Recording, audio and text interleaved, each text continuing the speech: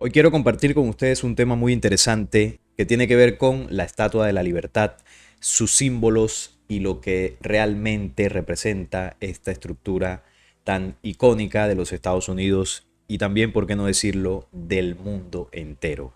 La Estatua de la Libertad, un símbolo Anunnaki. Esta estatua encierra todo un mensaje de mucha antigüedad, de unos símbolos que representan gran oscuridad, más allá de lo que se dice de la luz y la libertad que podría representar. Las mentes detrás de la estatua. El escultor francés Frédéric Bartholdi diseñó la Estatua de la Libertad. Bartholdi no originó el concepto de la estatua. La idea de la creación de una estatua de la libertad y de la liberación fue propuesto por primera vez por otro francés con el nombre de Eduardo Laboulaye. Fue la idea y la determinación de Laboulaye durante la Guerra Civil Americana que llevó la idea desde una simple noción a un proyecto real. Laboulaye, un masón francés, propuso la idea de una estatua gigante replicando a una diosa que el movimiento masónico idolatraba. Laboulaye procedió a aumentar el apoyo financiero y encargar a Bartholdi para que proveyera la escultura de esta diosa de la iluminación de la antigüedad. Entonces ya desde el principio, por parte de quienes la idearon y la llevaron a cabo, ya vemos todo el simbolismo que comenzaba a encerrar, ¿no? Pues obviamente quería representar una de las diosas que se adora, ¿no?, en esta sociedad secreta que hoy en día pues tiene una cara más pública, ¿no?, que mucha gente puede conocer, pero en los grados más altos y en los conocimientos más profundos que manejan, hay una serie de adoraciones, de ritos y de símbolos que están asociados a dioses de la antigüedad, que no precisamente son seres de luz, sino de mucho ocultismo y mucha oscuridad. Entonces, como siempre, dentro de estas sectas masónicas, los integrantes buscan representar los símbolos, mostrarlos de una forma pues subliminal, aunque quien conoce todos estos símbolos se da cuenta enseguida. Ellos buscan representar sus símbolos en los logos de sus empresas, en las firmas que ponen, en sus proyectos, en esculturas, en imágenes, en estatuas. Bueno, ya sabemos todo el simbolismo masónico que está presente por todo el mundo. Yo hace algunos años hice un video muy interesante que se lo voy a dejar por acá sobre la simbología masónica que hay en la ciudad donde vivo. Hice un recorrido por distintos lugares de la ciudad mostrando toda la simbología que hay pues en esta parte de Colombia, ¿no? En esta ciudad hay mucha masonería, hay grandes logias, sectas donde se reúnen como en muchas otras ciudades capitales del mundo. Entonces aquí estos masones querían de alguna forma hacer un homenaje a esta diosa de la iluminación en la antigüedad. ¿Qué deidad era esta? Era la diosa conocida por varios nombres. Laboulaye y su compañero masón, el escultor Bartholdi, se referían a ella como Libertas, pero ella fue también tempranamente adoptada por los romanos de la diosa babilónica Ishtar. Vamos a ver qué es lo que significan todos estos nombres y diosas de la antigüedad con respecto a la Estatua de la Libertad. La diosa romana Libertas. Libertas era el nombre de una antigua diosa romana adoptada por los romanos tal vez ya en el siglo V a.C. y desde luego por el IV siglo a.C. Ella fue referida como la diosa de la liberación personal y la libertad. De hecho, libertas significaba libertad, así que la libertad significaba liberación y viceversa. Y esta diosa promovió los ideales de la libertad, liberación personal para hacer cualquier cosa que se sintiera bien. Ella fue llamada la diosa matrona de la prostitución porque ella promovió la libertad de género. Es decir, esta parecía no la diosa de la libertad, sino más bien parecía la diosa del libertinaje absoluto, donde cualquiera podía hacer lo que le diera la gana sin importar si violentaba sus propios principios, las propias leyes y las de los demás. Entonces ya comenzamos a entender desde la raíz y origen de todo este simbolismo qué es lo que comienza a representar. De hecho, ella había inventado el concepto. Los esclavos la consideraban su diosa con la esperanza de generar su libertad. Muchas mujeres que obtuvieron la libertad más tarde volvieron a la prostitución para sobrevivir y por lo tanto conservaron a Libertas como su diosa, especialmente si se convertían en sacerdotisas en el culto a Libertas. Libertas era también una diosa de la guerra con el fin de luchar por la libertad. También se hace referencia a veces como la diosa de la victoria, porque la libertad debe tener la victoria para poder sobrevivir. Esta diosa era también la diosa de los inmigrantes. Vemos ya todo el simbolismo que carga, ¿no? La libertad, el libertinaje, la misma guerra, la victoria, y también representa a los inmigrantes. Y bueno, sabemos que una de los anhelos, ¿no?, de las personas que van a otros lugares, que migran a otros lugares, es poder tener una mejor condición de vida, liberarse, ¿no?, de esa condición antigua en la que no estaban cómodos y buscar nuevas oportunidades. Esta diosa también era importante para este tipo de personas. Tras realizar investigaciones adicionales, nos encontramos con que los griegos habían tenido conocimiento de este ser desde antiguos imperios en el Oriente Medio y Egipto. Esta diosa era llamada Astarte en hebreo y también en la versión griega del Antiguo Testamento, la Septuaginta. Astarte llegó a ser transcrito en el griego como Astarte, que se convirtió en el nombre griego primitivo para la diosa hasta que fue cambiado posteriormente a Afrodita. El término hebreo Astarte era en sí misma una transliteración del término dialecto babilónico acadio de Ishtar. Entonces Ishtar es la misma Astarte, Ástaro y también la misma Asherá. ¿Recuerdan el video que hicimos hace algunos meses, donde hablamos de Asherá, la esposa de Jehová, que vendría a representar como diosa madre a todas estas deidades femeninas de la antigüedad, y que al final esta adoración representa una sola, que al final la vamos a estar reflexionando. Ishtar, en el más antiguo de los tiempos, también fue mencionada por el dialecto sumerio como Inanna o Ninana, que significa la reina del cielo o señora del cielo. En Canaán, esta deidad fue llamada Astaroth. Los hititas la llamaban Shawashka. Los fenicios en Chipre se refirieron inicialmente a ella como Astarte. Isis era el nombre que los egipcios le dieron a ella. Entonces, vemos toda la relación que hay en distintas culturas en la adoración a una deidad femenina, y va cambiando de nombres, aunque en algunos se parece. Es muy similar al caso que hemos analizado muchas veces en el canal de los falsos dioses de la antigüedad. Por ejemplo, en el caso del pueblo elegido sería Jehová, que también pasó a ser luego del concilio de Nicea el dios, entre comillas, de la religión más dominante, que sería el judeocristianismo. Entonces ese personaje del Antiguo Testamento pasaría a ser el Dios de todos luego de toda esta manipulación que se hizo para crear esa nueva religión. Pero este personaje vendría a ser la representación de un Dios, como por ejemplo para los árabes en el nombre de Alá, o para los griegos en el nombre de Zeus, o para los egipcios en el nombre de Ra, y bueno, todos los dioses antiguos que lideraban ese panteón, o que en algunos casos era único, ¿no?, dentro de lo que era el antiguo monoteísmo. Pero lo que quiero resaltar aquí es que cómo estas falsas deidades fueron adoradas en distintos pueblos y le colocaban simplemente variaciones de nombres, pero eran los mismos. Era la misma organización extraterrena negativa que manipuló y engañó desde el pasado. En el caso de las deidades femeninas vemos el mismo caso, como en un lugar se le conocía de tal forma, por otro lado tenía otro nombre, pero al final aquí lo que se estaba adorando era la misma organización representada en una deidad femenina. Entonces, como dice acá, los egipcios le llamaban Isis. Así es como la diosa llegó a ser introducida a los primeros griegos. Sabemos que esta transformación en parte debido a los textos escritos hallados por los arqueólogos, además del estudio de los rasgos de carácter y descripciones.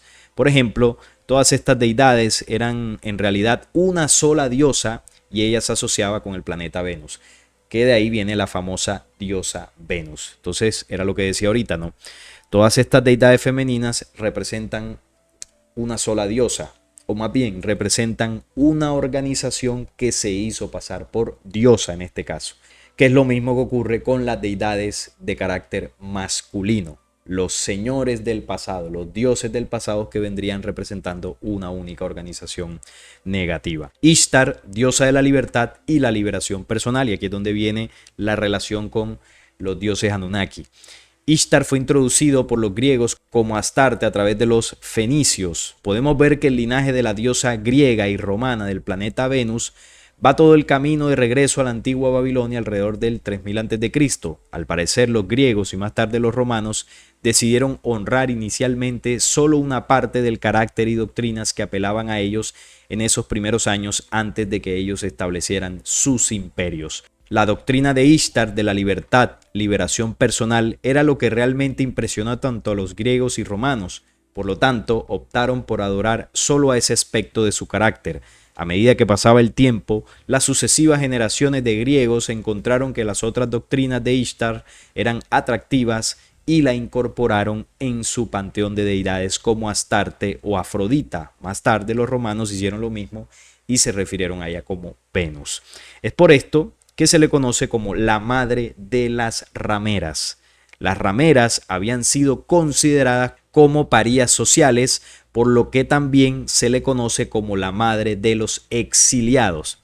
Esta fue más tarde equiparada con la idea de la inmigración. Naturalmente, entonces Ishtar, alias Libertas, era conocida como la madre de las rameras, la madre de los exiliados y la madre de los inmigrantes. Ahorita vamos a entender al final por qué el tema de la madre de las rameras, de los exiliados y de los inmigrantes, es decir, personajes que vienen de otro lugar y llegan a un territorio nuevo a rehacer su vida, ¿no?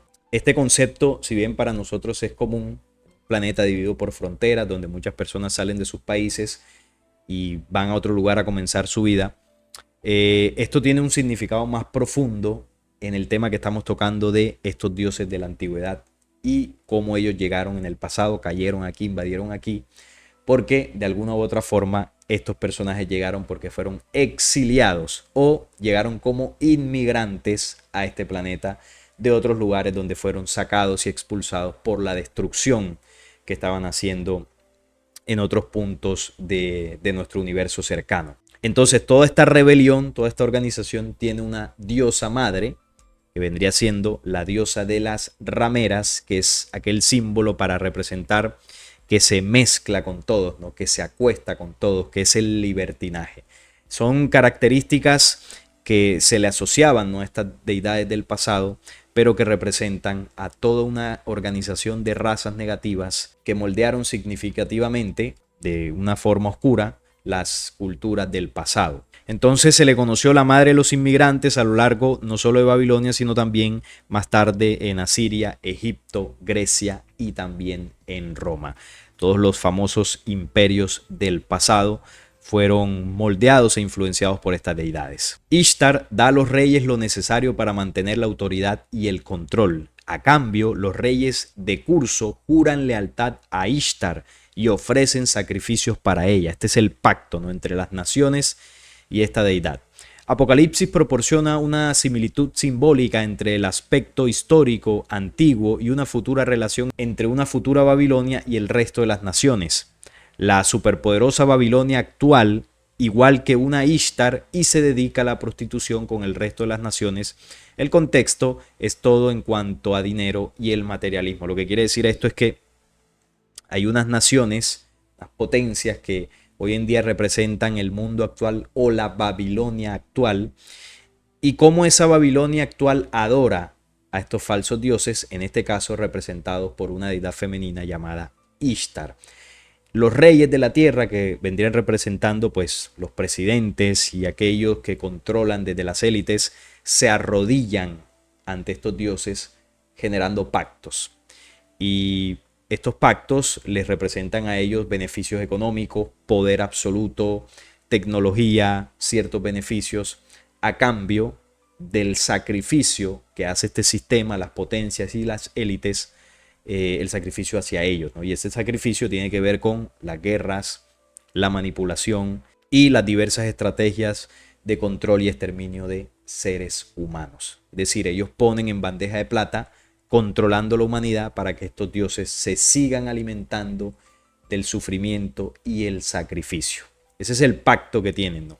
Y vemos cómo el Apocalipsis lo denuncia cuando habla de la gran ramera que se acuesta, ¿no?, con todos los reyes de la tierra para tener esos pactos a cambio del sufrimiento humano.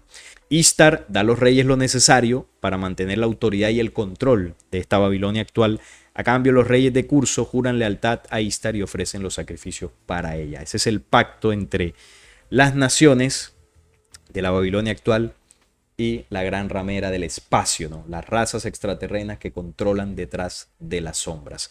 Y representan, entre todos los símbolos, a estas deidades como una figura femenina que trae la libertad, o más bien el libertinaje. Y ese libertinaje es representado, entre muchos otros símbolos, con un fuego, una llama de libertad, que es el fuego famoso de Lucifer o Prometeo, que entregaron ese libertinaje a la humanidad. Ahorita vamos a profundizar en ese tema. La conexión de Ishtar y la Estatua de la Libertad. La Estatua de la Libertad fue un concepto masónico concebido desde dentro de la masonería. El principal promotor y recaudador de fondos para el proyecto fue Eduardo Lavoulaye y colaboró con el escultor Frédéric Bartholdi para desarrollar una estatua de la iluminación masónica. El 5 de agosto de 1984, una placa se expuso en la Estatua de la Libertad para conmemorar el 100 aniversario de la estatua de la ciudad de Nueva York, explicando que la Dama de la Libertad fue un regalo de los masones franceses y el gobierno de los masones americanos, y se nombra oficialmente Libertad iluminando al mundo. Aquí vemos a la derecha la placa con los símbolos característicos de la masonería, de la escuadra y el compás, y aquí a la izquierda vemos el texto, ¿no? Una imagen de la placa se muestra aquí y se lee en mayúsculas. Este es el siguiente texto. En este sitio, en el 5 de agosto de 1884, la piedra angular del pedestal de la Estatua de la Libertad, aclarando el mundo, fue puesto con ceremonia por William A. Brodie, gran maestre de masones en el estado de Nueva York. Miembros de la Gran Logia, representantes de los gobiernos de Estados Unidos y franceses, el ejército y oficiales de la Armada, los miembros de delegaciones extranjeras y ciudadanos distinguidos estuvieron presentes. Esta placa se dedica por los masones de Nueva York en conmemoración de los 100 años de este histórico acontecimiento. Aquí pues está claro todo el simbolismo, todo el ritual, donde ellos buscan representar a Libertas, a la diosa Venus, a Ishtar, a Isis, a la madre de toda esta organización, esta deidad femenina que ellos adoran. La estatua fue desarrollada desde dentro de las más altas doctrinas de la masonería. Esta iluminación tomó su forma en diferentes símbolos que se encuentran en la propia escultura. Por ejemplo, la corona de 7 púas, que está el número 7, que no es casualidad. Este símbolo era para representar la iluminación del dios Sol babilónico Shamesh. La idea era que esta iluminación ocultista del dios del sol podría centrarse en cada una de las 7 púas de la corona. Cada púa podría destellar esta iluminación ocultista a cada uno de las 7 horas o grandes masas de tierra del mundo. En otras palabras, cada punta destellaría la iluminación ocultista a un continente en el planeta Tierra. Es decir, esto representa el control de la masonería y de estas élites en todos los continentes de este mundo. Las tablas que ella tiene en su brazo. Un error común es que las tabletas representan los 10 mandamientos que Dios dio a Moisés. Esto no es cierto. Las tabletas están grabadas solo con los números romanos presentados para el 4 de julio de 1776, que sería la independencia de Estados Unidos. De acuerdo con el preeminente historiador de estatua, Marvin Trachtenberg, en su libro La Estatua de la Libertad, las tabletas representan una noción genérica del concepto de derecho. Esto no debe confundirse con las leyes de Moisés. La masonería dio palabrería vacía al judaísmo, el cristianismo y el islam como legislador de religiones, pero la masonería intenta sintetizar todas las religiones en un foco central, la idea de la ley en general. Por lo tanto, las tabletas en poder de la Estatua de la Libertad llevan ese significado general, es decir, representan la ley traída por estas organizaciones extraterrenas. Esa es la ley que ellos impusieron en el mundo, ¿no? Representan a todas las leyes del mundo, desde las que mostró Moisés con los 10 mandamientos, 613 leyes, pero también desde las leyes más antiguas que se han descubierto en Babilonia, por allá desde los dioses Anunnaki, que también entregaron estatutos a esa cultura para que pudieran de alguna forma controlarla. De ahí es donde nacen todas las constituciones y leyes del mundo, ¿no? De las antiguas constituciones y leyes de los dioses del pasado. nuestras constituciones de cada uno de los países se basan en eso. Entonces, la tableta de la Estatua de la Libertad representa en general la ley oscura que ellos trajeron al mundo para gobernarlo. Eso es lo que está representando en la Estatua de la Libertad. La túnica de la estatua. En el plan original, la Estatua de la Libertad fue diseñada en las etapas iniciales para que contenga color. Ella iba a vestir las túnicas reales de escarlata y púrpura, como la gran ramera que denuncia Apocalipsis, ¿no? Se hizo evidente que por razones de efectos monetarios la estatua debía estar hecha de cobre.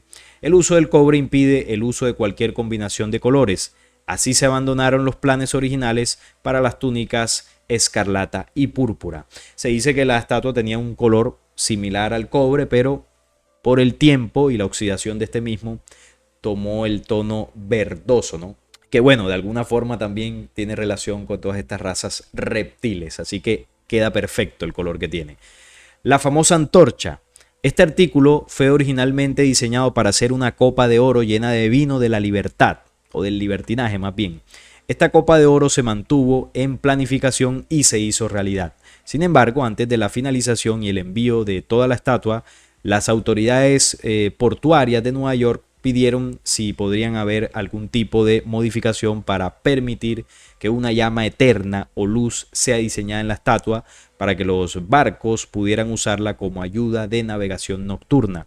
Bartholdi consintió en realizar las modificaciones en el diseño básico de la copa para permitir que una llama de gas natural sea utilizada. Entonces, como vemos en primera instancia, la estatua iba a estar vestida de púrpura y escarlata e iba a tener la copa del vino, ¿no? El cáliz famoso también de la gran ramera que denuncia Apocalipsis. Es decir, iba a estar ahí el símbolo exacto de lo que representan las falsas deidades femeninas y cómo esta organización controla el mundo acostándose con todos los líderes de las potencias. Esto es muy interesante, al final se cambió por la antorcha. Algunos afirman que el pedido de modificación no fue para ayudar a los navegantes en la oscuridad, sino fue para tener una representación del símbolo del conocimiento y del sol. Y también lo que representa esta llama es la falsa luz de Lucifer, de Prometeo, que hablábamos ahorita, y que esta falsa luz tiene un origen en el mismo Génesis de esta rebelión de donde proceden todas estas razas. La madre de los exiliados es un término clave en el poema de Emma Lazarus. En su famoso poema sobre la estatua, ahora grabado en la base de la estatua, Lázaro se refiere a la mujer como la madre de los exiliados. El poema ha vinculado para siempre de forma indeleble la estatua a los inmigrantes de todo el mundo. La estatua es la santa patrona de los inmigrantes de todo el mundo, por extraño que parezca.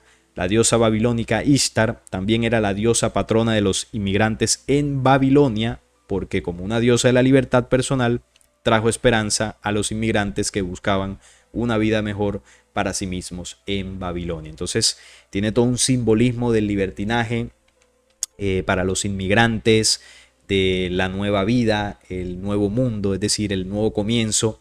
Y esta estatua recibe, ¿no?, a las personas cuando van entrando a Nueva York. Es un símbolo característico que es traído desde la antigua Babilonia con Ishtar. Esta es la diosa que adoran aquellos que son desterrados de otro lugar y llegan a un nuevo mundo, ¿no? Esta estatua es sacada de los símbolos de los antiguos dioses o diosas de la rebelión. Esta rebelión que se generó en el universo en un punto vagó por distintos planetas haciendo destrucción y fueron poco a poco siendo desterrados y expulsados de esos lugares, ¿no? Como dice Apocalipsis 12, el dragón y sus ángeles, que luchaba contra Miguel y sus ángeles, perdió la batalla en los cielos y no prevaleció en ese lugar.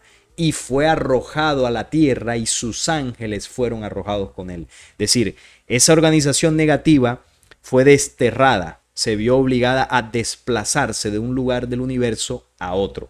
En este caso, llegó al planeta Tierra como inmigrantes, como exiliados, como expulsados. Y lograron llegar aquí e invadir este planeta. Y en este planeta, entre muchos otros símbolos, han instaurado y representado el símbolo de la liberación. Porque se liberaron, creen ellos, de las leyes eternas de la luz que rige los universos para mantenerlos en equilibrio, en armonía y en paz y en permanente vida, Estas razas de rebelión quisieron liberarse de esa creación, se cortaron de esta creación y comenzaron a invadir mundos. Entonces cuando llegan acá, lo que traen es el libertinaje para seguir contaminando y manipulando humanidades para que se unan a su rebelión. La libertad que ellos ofrecen no es una libertad espiritual o una libertad verdadera, donde el ser humano pueda desarrollar plena conciencia de su ser. Esta es una libertad que lo que hace es obligar al ser humano a violentar las leyes de la vida y sumarse a las razas perversas y oscuras que invadieron desde el pasado. Yo hice un video aquí hace años hablando de la diferencia entre el albedrío y el libre albedrío. El albedrío es la ley original. El albedrío representa la libertad que va adquiriendo un ser en la creación en la medida que va avanzando. Pero el libre albedrío es lo que enseñan ellos. Es el libertinaje en excesos y con una ausencia total de conciencia para violentar las leyes permanentemente sin importar si se hace daño o le hace daño a los demás. Esa es la liberación de ellos, esa es la falsa libertad. Les recomiendo ese video para que se entienda mucho más esto que estoy compartiendo. La estatua de la libertad es la mujer que se describe en el Apocalipsis, la ramera. La estatua de la libertad es la mujer que se describe en las tablillas sumerias. La estatua de la libertad es en realidad la visión artística escultural de Ishtar, la diosa de Babilonia. Esto hace que la estatua de la libertad sea el mayor ídolo jamás hecho por manos humanas. ¿Está realmente iluminando al mundo? ¿O es que en realidad esta diosa mantiene nuestra iluminación en las sombras con esta falsa libertad, mientras sostiene a la luz por encima de su antorcha, solo para ocultar la verdad desde lo profano del abismo que se mantiene en la oscuridad? Entonces ellos nos muestran un falso conocimiento, una falsa liberación espiritual, una falsa luz para que nosotros vayamos detrás de ella. Pero al ir detrás de ella, lo que estamos consiguiendo es oscuridad y atraso, porque la verdadera luz que no les pertenece a ellos es mucho más poderosa y no está en conocimientos externos o en doctrinas que hace miles de años ellos han enseñado. La verdadera luz está dentro del hombre, porque el verbo que es desde el principio, que es lo que nosotros llamamos Dios, por ese verbo original de la creación fueron hechas todas las cosas. Y todo en la creación sin el verbo que representa las leyes originales que gestaron el todo, sin ese verbo nada existiera, porque el verbo lo creó todo. Y ese verbo es la vida. Todo lo que tiene vida en la creación fue hecho por el verbo. El universo, los universos están rebosados de vida por doquier. La vida se expandió y se extendió desde el origen para poblar el vastísimo universo. Y esa vida de la que estoy hablando, que procede del principio, es la luz en los hombres, que es lo que describe el primer capítulo de Juan en los Evangelios. Entonces, la prueba de que nosotros tenemos la luz por dentro es que estamos vivos. Y no necesitamos alimentarnos de otras razas, otros entes, para poder sobrevivir como si lo hacen ellos. Ellos necesitan de la luz que nosotros tenemos por dentro para poder seguir existiendo. Por eso se alimentan energéticamente de nosotros. Y nos enseñan con su falsa libertad a romper las leyes de la vida para que en esa degradación no podamos descubrir que realmente son estas razas negativas las que nos tienen en manipulación y adorándolos como falsos dioses. Ese es el engaño al que ellos han sometido a la humanidad. Pero realmente, ¿quién es Libertas? ¿Quién es Ishtar? ¿Quién es esta mujer? Vamos a verlo por acá. Cuando vamos al libro secreto de Juan nos dice lo siguiente. Yaldabaoth es el primer gobernante que recibió gran poder de su madre. Aquí es donde aparece la madre, ¿no? La madre que es la ramera, que es la madre de los inmigrantes, todo esto. Luego él la dejó y se alejó de los reinos donde nació. Era fuerte y creó para sí mismo otros reinos por medio de una llama brillante de fuego que todavía existe. La vemos aquí a la derecha. Este es el símbolo que representa el fuego que Yaldabaoth heredó de su madre. ¿Y quién es la madre de Yaldabaoth según el libro secreto de Juan? Es una humanidad que en el símbolo se llama Sofía. Sofía, una humanidad que desvió su camino, se alejó de las leyes originales y terminó desprendiendo de sí una energía contraria. Unas razas negativas y atrasadas que por ser descendientes de esta humanidad heredaron esa luz para poder seguir expandiéndose. Pero obviamente ya era una luz más tenue, una luz penumbrosa como lo vamos a ver acá. Se aparejó con la estupidez que hay en él y produjo sus propias autoridades. Yaldabaoth destinó 7 reyes, ¿se acuerdan de las 7 puntas de la corona de la Estatua de la Libertad? Bueno, aquí proceden estos símbolos. Uno por cada esfera del cielo para que reinasen sobre los 7 cielos. Esto también representa el plan de manipulación de la fuerza oscura en contra del hombre terrestre, porque los 7 cielos representan los 7 logosoles del hombre o los 7 chakras. Esta fuerza oscura destinó estos 7 reyes o autoridades para destruir el espíritu humano. Son 7 cabezas de autoridad, un plan de manipulación para el atraso espiritual. Y dice, y 5 para que reinasen sobre las profundidades del infierno. Estos 5 poderes lo que buscan es atacar los 5 sentidos de esta humanidad. A través de los 5 sentidos, en esa manipulación, atrasamos nuestro espíritu. Ahí es donde está el símbolo de 5 de los 5 sentidos y 7 logosoles. Y ahí destruyen el proceso de avance humano. Compartió su fuego con ellos, pero no se dio ninguna parte del poder de la luz que había tomado de su madre, Sofía, pues es un ser de tinieblas ignorante. Y ojo con esto, cuando la luz se mezcló con las tinieblas que había producido Sofía, hizo las tinieblas más brillantes. Cuando las tinieblas se mezclaron con la luz, oscurecieron la luz. ¿Y el resultado cuál fue? Ni luz ni tinieblas, sino más bien penumbra. Entonces, la luz que ellos dicen tener no es la luz verdadera del reino eterno de la creación original. Esa luz es una penumbra, es una copia burda de lo que es la luz original. Entonces, cuando ellos llegaron aquí con sus conocimientos, con sus doctrinas, con su falsa espiritualidad, con toda esa tecnología, eso solamente es un reflejo de una falsa luz que ellos poseen por haber sido descendientes de una humanidad desviada. Es solamente eso. Los verdaderos conocimientos, las verdaderas leyes de la vida son la luz verdadera. Y esa luz verdadera ha venido al mundo también por parte de distintos mensajeros que enseñaron el verdadero conocimiento que busca restaurar los 5 sentidos humanos y fortalecer el camino espiritual del hombre. Y ese ha sido el plan por parte de las jerarquías de la luz para contribuirnos al despertar de esta humanidad. Pero aquí vemos el plan, ¿no? Ellos con esta falsa luz han engañado desde hace miles de años. Este gobernante penumbroso tiene 3 nombres. El primer nombre es Yaldabaoth, y el segundo es Saklas, y el tercero Samael. Esta es la famosa Trinidad satánica. Y vamos con esta otra parte que nos dice, Yaldabaoth tenía muchas caras, además de todas estas, por lo que podía mostrar la cara que quisiese cuando estaba entre los ángeles, o más bien sus demonios. Compartía su fuego con ellos y señoreaba sobre ellos debido al poder glorioso que tenía de la luz de su madre. Entonces, ¿cuál es la madre o la diosa que adora esta rebelión? Pues obviamente la que los parió. La madre que los parió es Sofía. Esa es la madre de las rameras, esa es Inanna, esa es Ishtar, esa es Isis, Libertas, Venus, Astaroth. Todos los nombres que vimos ahí representan una única deidad femenina y es Sofía, la madre que parió la rebelión. Ese es el culto que hacen en la masonería y todas estas sociedades a su diosa madre. Por eso se llamaba a sí mismo Dios y despreciaba el reino de donde procedía. Cuando Sofía vio lo que su deseo había producido, se convirtió en la figura de una serpiente con el rostro de un león.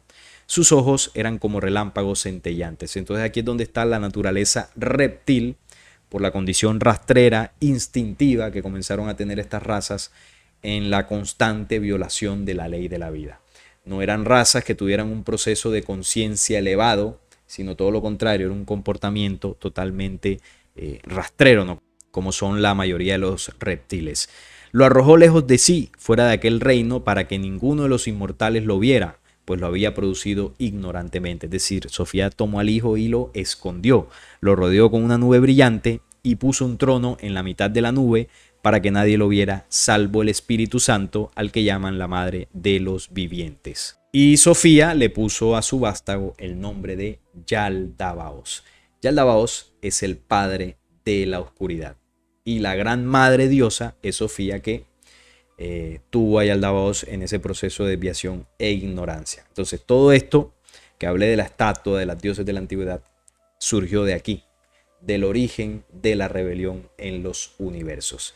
Este es el génesis de todo ese proceso. De ahí procede la falsa luz penumbrosa con la que ellos controlan el mundo. De ahí proceden todos los símbolos que ellos muestran orgullosos de representar a su falsa libertad y a su rebelión. Y con ese cuento han engañado a la humanidad para destruirla. Así entonces muestran el símbolo de la Estatua de la Libertad, que representa el libertinaje y la destrucción del espíritu humano. Y nos han enseñado desde hace mucho tiempo que nosotros podemos hacer lo que nos dé la gana con nuestro cuerpo, con nuestra mente y con nuestro espíritu. Destruirlo, enviciarnos, degradación. Pero lo único que no podemos hacer dentro de su mundo es violar las leyes de ellos. Esas que tiene la estatua en la tableta, ¿no? Ellos estipularon unas leyes, pero esas leyes de ellos no son realmente las que debemos evitar violentar. Las leyes que debemos evitar violentar son las leyes que sustentan la vida en el universo. Y esas son las que poco hemos comprendido y hemos conocido. Más allá de que las tenemos todos los días en la naturaleza, en lo que nos rodea como creación original, el sol, las plantas, los animales, y también esas leyes palpitan dentro de nosotros mismos como ley viva en el corazón. Todos los seres humanos que tengan el pulsar vivo en sus corazones saben lo que es correcto y lo que es incorrecto. No hay que ir a una escuela, no hay que leer un libro para uno saber que atentar contra alguien está mal, para uno saber que atentar contra nuestro propio cuerpo está mal, que el tema de los vicios, es decir, todas esas cosas que sabemos que nos destruyen, no porque nos hayan enseñado, sino porque lo sentimos. Pero esa ley está ahogada, casi no la percibimos, porque vivimos en el libertinaje de la falsa ley, de la rebelión, representada en el tema de hoy en la Estatua de la Libertad. Es un tema muy interesante que genera muchas reflexiones y tiene muchos más símbolos, pero por el día de hoy lo voy a dejar en este punto y quiero saber su opinión en los comentarios. Si este video les gustó, les agradezco su like, la suscripción a este canal y compartirlo para que llegue a muchas más personas. Les envío un fuerte abrazo y nos vemos en un próximo video.